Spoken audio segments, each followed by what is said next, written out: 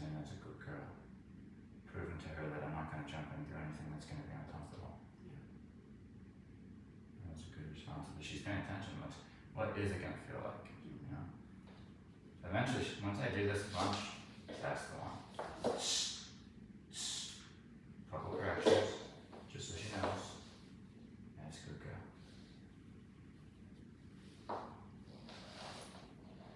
That's a good girl. That's my girl. Well, now we know. That's one spot. Yeah. That's good. It's a good girl. So she's had a past Yeah. experience because I thought, obviously, just out of thin air. She's had an experience and then it wasn't cleaned up. Like something, it became traumatic, she flipped out, and that flip out got her out of it. Yes. Or she's still flipping out, but we hold it down and get it done. But she's still associating it flipping out. Yeah. But as you see, we don't, when she's flipping out, we stop all the shit. And we go back to this until they allow us to do it in this state, which is submission, surrender, or whatever. Trust and respect and all that stuff.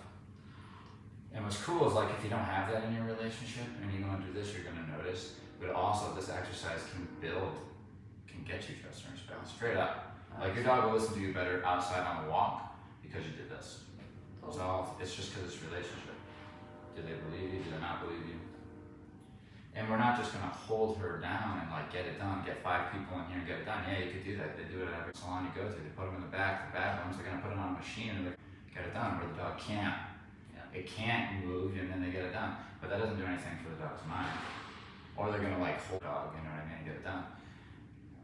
This is not my technique. It kind of is a little bit original because we are using ecollar and stuff. But this is dog whispering 101. You know, if you don't pick that up by reading Cesar Milan and watching his show, you're not paying attention. He's submitting. He's creating this state of mind and saying, I want you to go into that whenever I make this noise. Shh.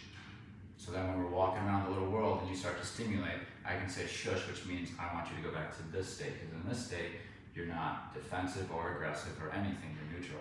So he creates state of mind and he just backs it up with minor details with his body, where you can kind of send a dog with his body and stuff and get a dog to kind of move around a little bit.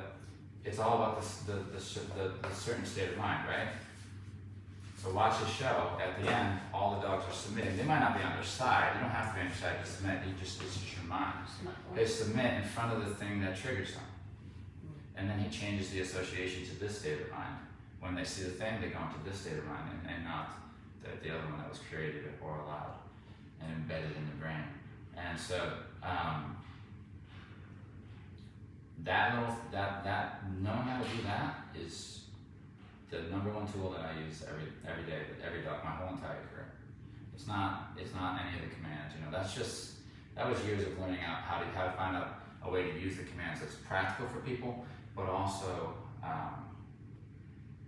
it felt organic, you know. It didn't feel like come sit, got it. I'm not a trainer. That's what I came to the conclusion. Like, I don't like that stuff. I have to do it for a living, but I don't have to pay. None of my dogs know that kind of stuff. You know what I mean? So that was my personal struggle. Is like, I don't want to like be a trainer. I didn't want to do that. But that's part of the job. I just wanted to do this. I could stop aggression, I could stop anxiety and all that stuff and get the state of mind how it is and create a balanced dog. That's what I was into. Now I'm into obedience and made it my own now. And I like how I'm using it now, but in the beginning I did not like how I was using it for years because it just felt so stiff. And the training process was so stiff. The job really is underneath the training. Good job. And if you can't do this, it's kind of work. I'm not saying this particular thing, you understand what I'm saying? That deeper level stuff where you can change the way a dog feels without looking feed and taking in. I mean, yeah, I've done it too, I learned it, okay? You don't need it. I don't need to go get a hot dog and click and feed every time to make her nail.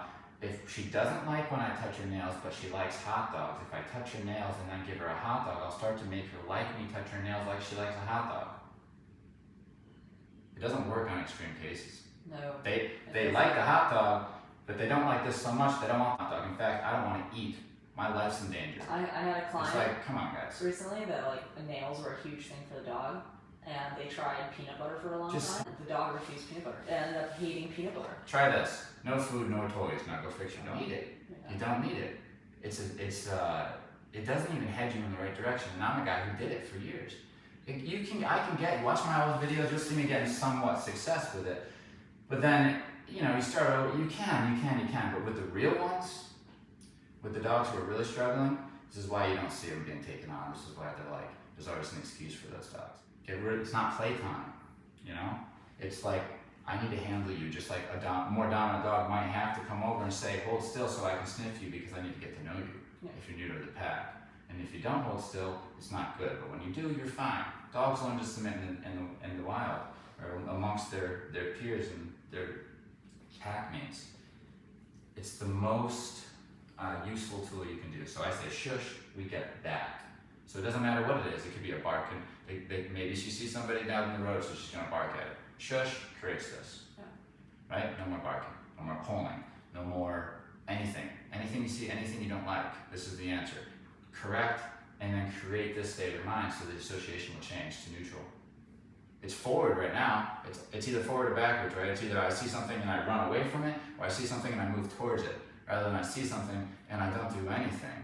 I wait. I'm passive because I'm with my human.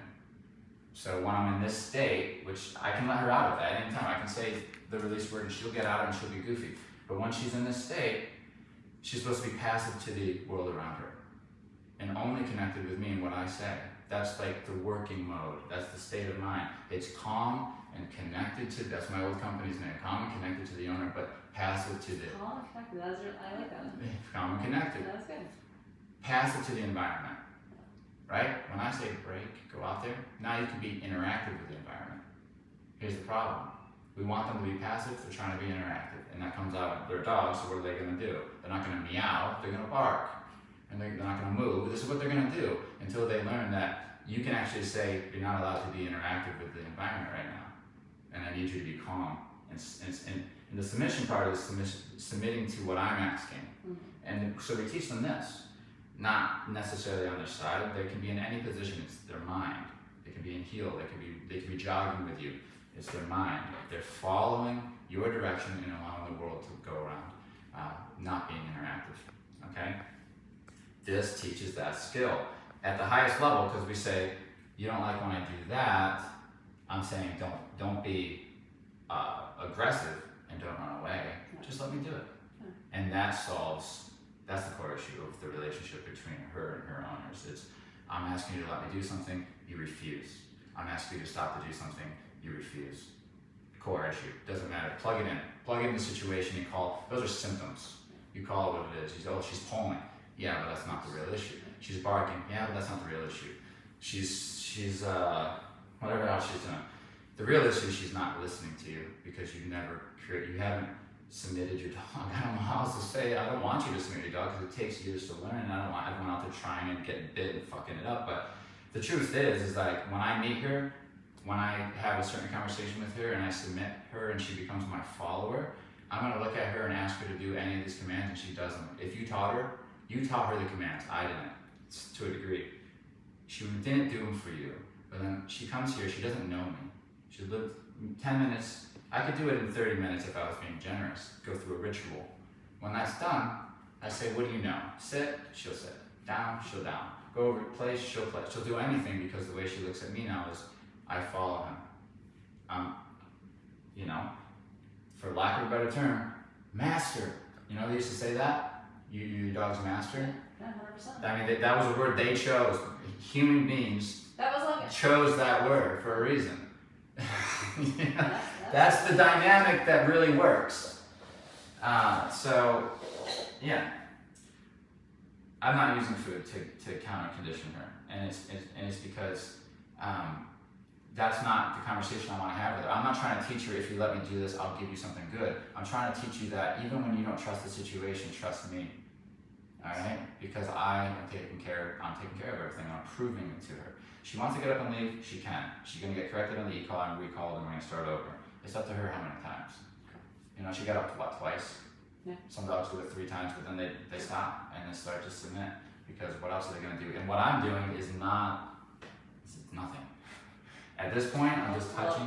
I'm literally barely touching you, and you'll get dogs that'll jerk away, try to bite you, strike you, and you're like, "This is why you're here." Nobody knows this is why you're here. They think you're here because you're barking at everybody and you're being a nuisance. You're here because underneath it all, animal, when a human says, "Hey, can you hold still for a second and let me touch you right here?" You just try to bite me.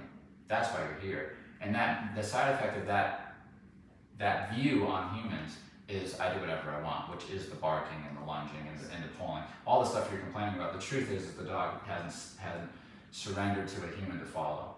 So if they did, the human could step in the room and stop anything with a one sound if they put their work in.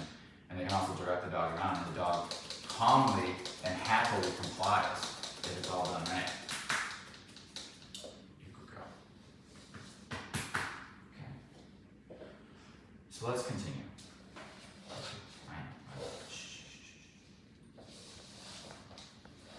I like this position for a multiple of reasons. She won't always have to be in this position. I'm sure, like I see Gabby does it when they're laying down and stuff. But for me right now, it's the safest when they're going to strike because they have to bring it all the way over here, and their paws aren't under them to push them up. So really, they're like the same position. You know, a floppy whale. They have to get this paw underneath in order to get me. Yeah. Really fuck me up. Whatever. That's why. You can be safer. You can be way safer doing this. You could have them on tie back and all that. But the more I do with that stuff, the muzzle and all that shit, the more the dog assumes something bad is happening. And I prefer to work without a muzzle if I can. And in fact, I always will eventually get to the point where the muzzle's off. The dog's not finished for me. Even if they have the muzzle on with their owners for the rest of their lives, with me, you're not going to at one point or another. It has to. I'll turn this on and I'll start touching her with this end just to see how bad it is. I like that idea too. I haven't done this touching the other side. Because we know for a fact it's not going to be uncomfortable. Yes, so we know they're just overreacting, and that's great, isn't it, to start that way? Yeah. Love that. Because look, it's whatever she was assuming might happen. Yes. Based off on the past. That's a good girl. I just proved her on that one that it wasn't what she thought it was going to be. A little mild pulling.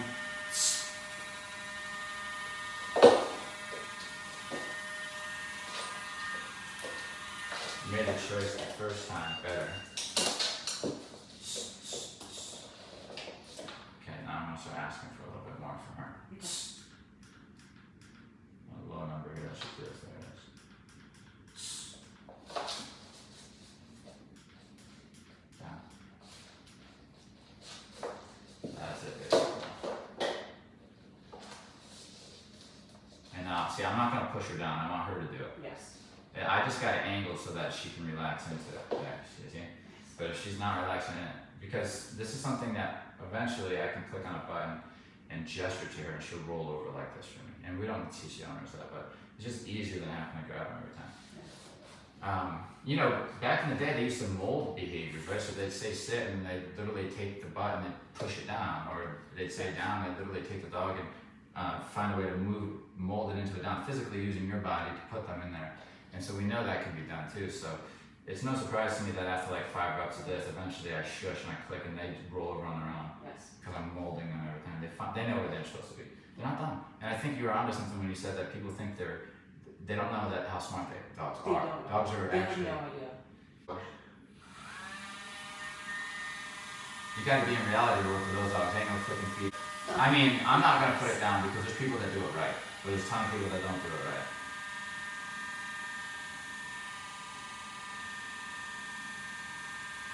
Okay, because I'm on video, Gary Wilkes is the only person you have to study if you want to get him clicking feet.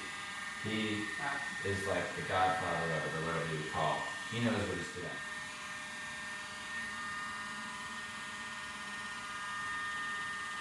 Yeah, baby, that's great. Good job, honey. Good girl, we're very proud of you. Awesome. Wow. And that was one, you know, but But you know, that whole like getting up and not wanting to lay back down was essentially the fight for allowing me to touch it, because she knew, she's a smart dog, so she puts patterns together quick. She knew that the laying down equaled me doing that, so she fought the down because it equaled that, right? So that's why we handle it the way we do. But you don't have to think too hard about it. Really, the foundation should be, if you say to do something, your dog should do it. And if you say to stop, your dog should stop. And your core issue, your like mission when you get a dog is to study and find out how to make that happen as soon as possible. Where you say no and the dog stops, no matter what it is. And you say do and the dog does. So go on your journey and find out how to make that possible. And I'm going to encourage you to try to not do it through, if you do this, I'm going to give you this reward immediately, because that shit is non-reliable. But you can try it, and Lord knows you will, and then you'll want something that works better, and you'll hop on over, just like everybody else, just like myself.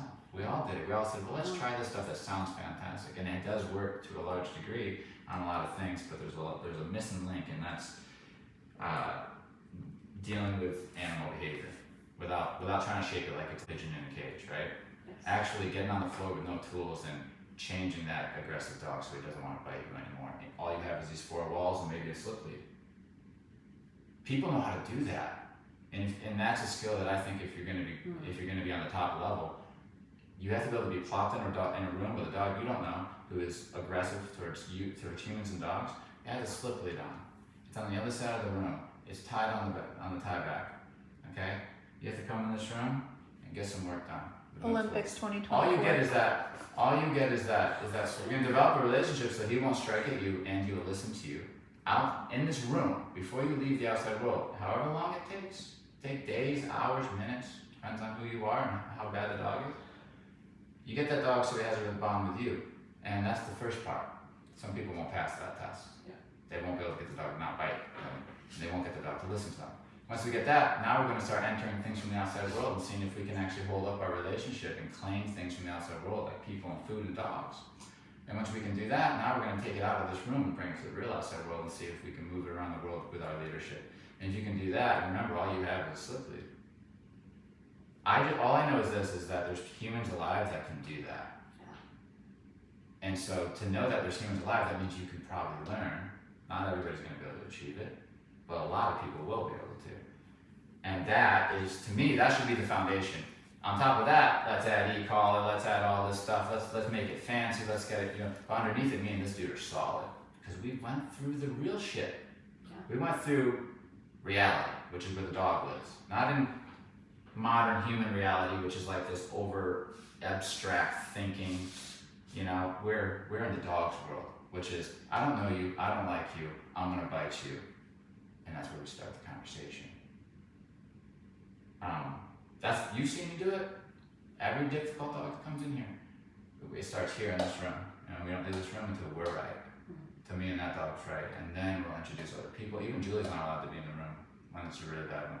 It's too dangerous. It's too dangerous. But we get this in the end, and this is what saves the dog. Right? And on top of that, we see the off the shield and all that stuff that everyone thinks is actually doing the work, but it's not. It's not. Yeah. Okay, so let's get.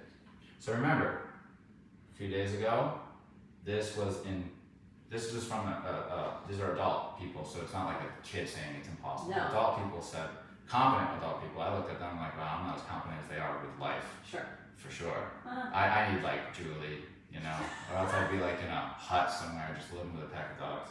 So, because I don't want to even have a bank account. I don't like this shit. I don't need health insurance.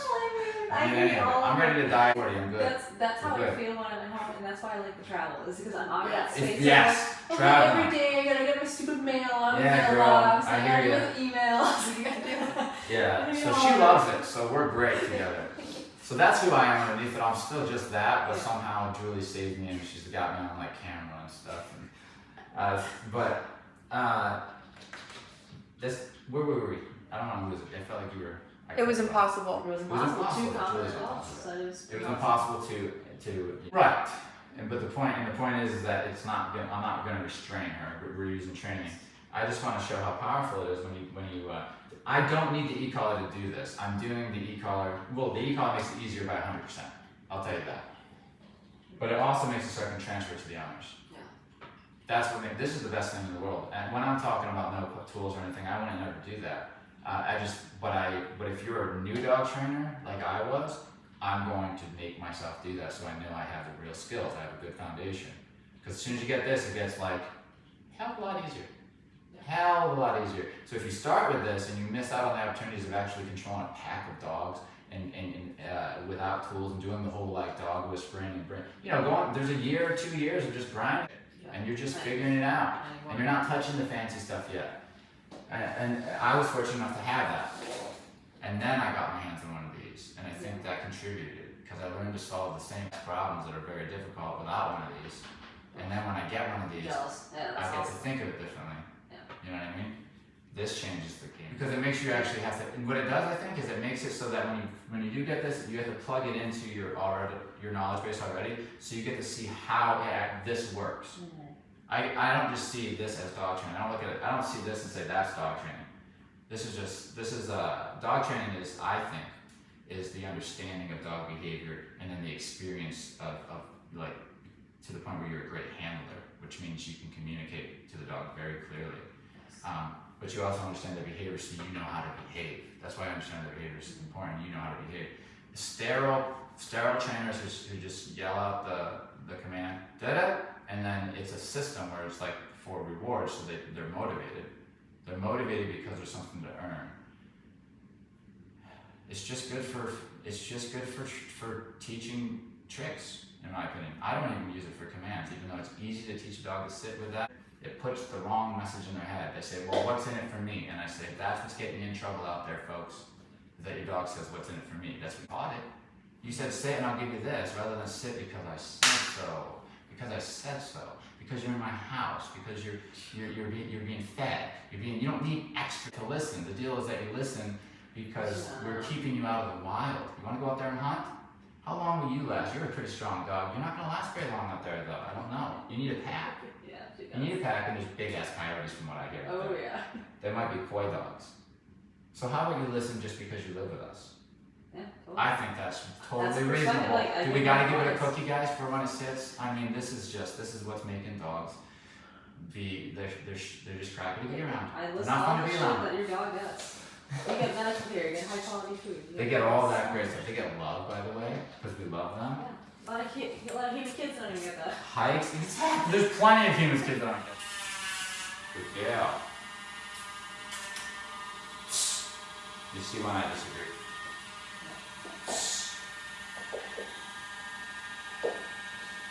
Sometimes we do this with two people.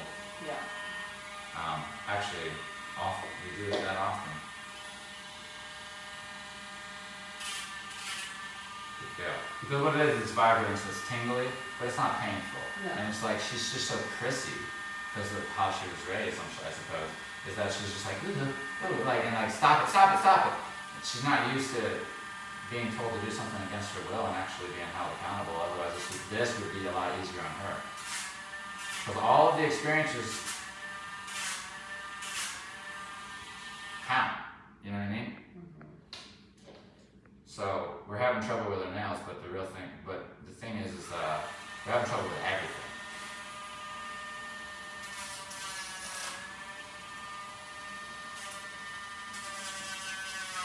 And there's a lot of reasons for people, not just this particular couple, but for people to not be able to get their dogs where they need to be. And one of the main reasons is that they're too busy.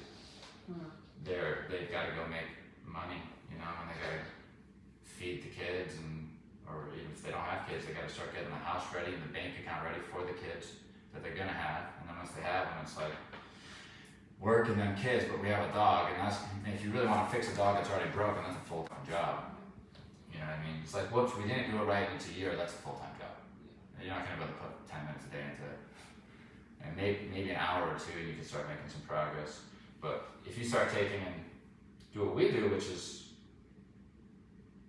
put her through something immersive like this, you can have it done in 3 weeks.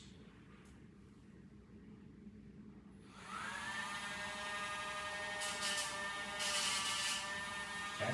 It's all superstition in her head. She might have got something uncomfortable once. Maybe not even that. Here's the thing. Dogs with dispositions, there's dogs with dispositions and there's people with dispositions like this. If it's strange, then it's not good. It's guilty to proven innocent. Yeah. Right? And if it's strange and then kind of like weird feeling, like this is a strange sound and then all of a sudden it feels weird, and I'm young, like 7 to 9 months, which means I could be in my fear stage, I'm gonna tweak out because, you know, because it's different.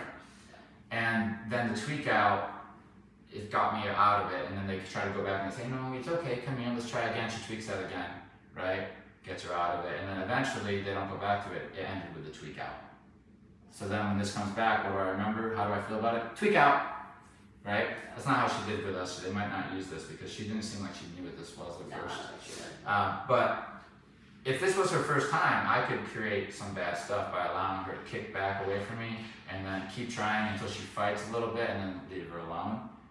I just did it. That's all it took. I just created that association of I fight when I am uncomfortable, rather than I just trust the humans and let them do it because they're not going to hurt me, right?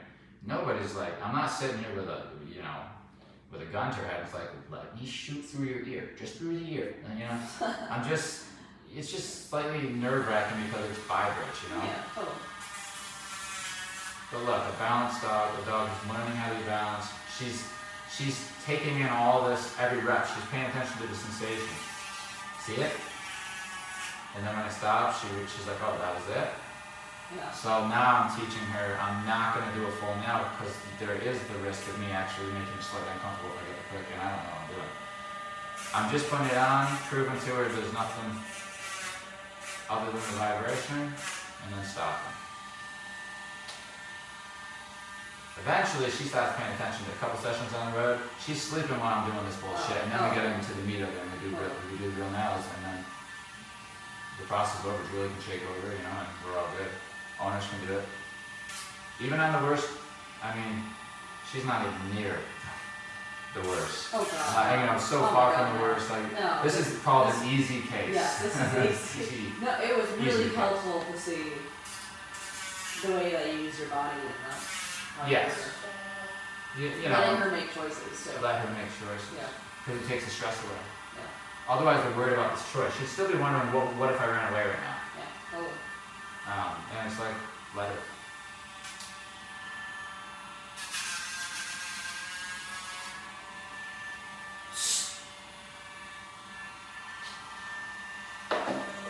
All this, see this there? Oh, yeah. That gives her leverage to push. If this is my machine that I'm using, Yeah. she's putting hers on here to say, No thanks. that this is language. Yeah, oh. We yeah, don't talk English with dogs, right? That's her saying, I'd rather not.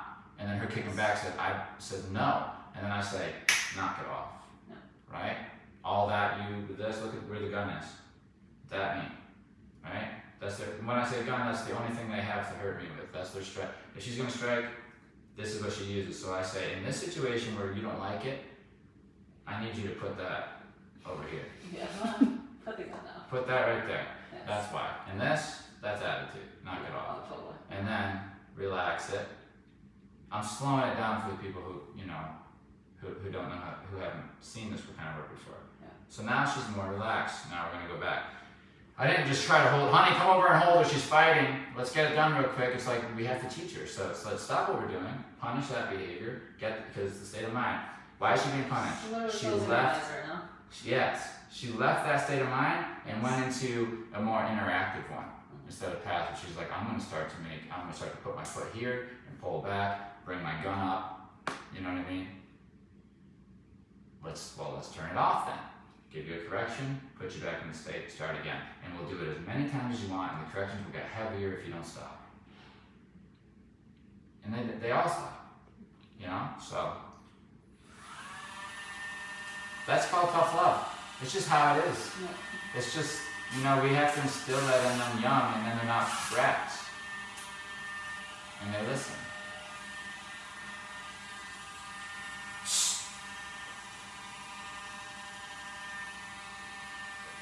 Good girl.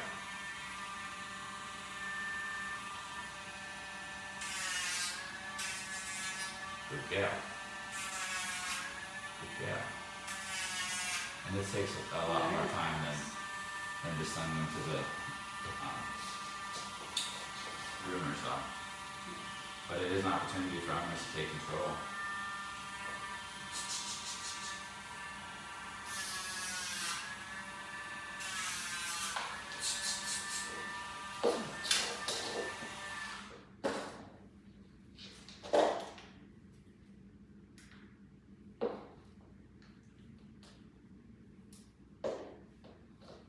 She knows what's going on, so there's no nervousness from her, Yeah. no anxiousness. She knows it's exactly because she started the fight. Now, if the dog doesn't know what that sensation is, it ain't gonna look this pretty, you know.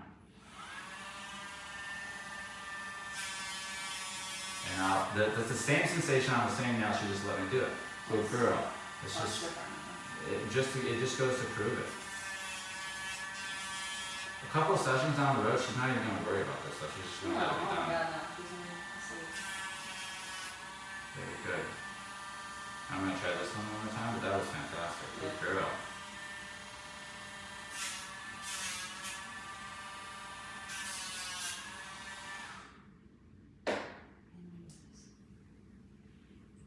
I'm worried about getting bit. And that's half the reason why it works. There's something that I had, I don't know how you get to that point, but if you're gonna work with lots of dogs and dogs that bite, it's a good idea to get to the point where you can look them in the eyes and they're saying, I'm gonna bite you in the face, and you're saying, go for it. Just, are you gonna bite me in the face? Because I'm pretty sure that you're pretty insecure about it right now, because you're in a new place, you've never been around. I'm not flinching at you. You know what I mean? Like, we've already had a couple of conversations where you see that I'm confident. Now you're questioning yourself about my ability. You're like, well, man, how confident is he? And I'm looking you right in the eyes when you snarl at me. You know what I mean? This is why you can't post this, because then people are going to go in and they're going to get their faces bit. They're just like, oh, you're just going to look, you growl at me? Honey, I'm taking care of it today. No longer a beta male. Today's the day. And you get your face ripped off. You know what I mean? Sucks. And then I have to get the phone calls like I tried your shit. And it's like, oh. Like 100 stitches. I just, you want to know what I do and what other people probably do that don't show it on camera, right? Like dog whisperers. Yeah. They might not be using e-collars, but they're doing very similar stuff.